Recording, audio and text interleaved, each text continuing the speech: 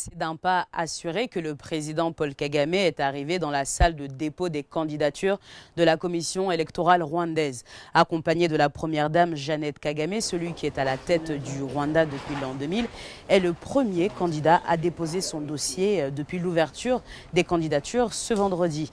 Et c'est sous les applaudissements de quelques membres du FPR que la présidente de la commission électorale a annoncé que la candidature du président était complète. Nous venons de recevoir les documents comme indiqué par la loi.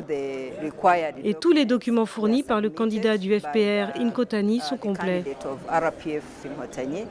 Nous avons donc tous les documents.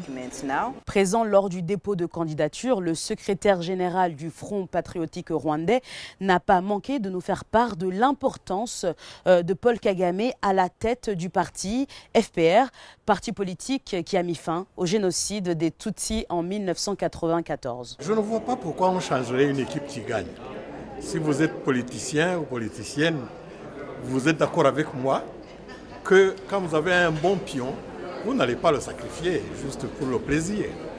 Et d'ailleurs, ce même plaisir, c'est de voir un homme qui gagne, qui continue à gagner. Nous sommes sûrs que la population rwandaise va encore une fois nous renouveler sa confiance. 2 candidats d'opposition ont été écartés de la course à la présidentielle après qu'un tribunal a rejeté leur demande de restauration de leurs droits civiques. Pour les 3 autres encore en lice, il leur reste 2 semaines. 2 semaines pour déposer leur candidature.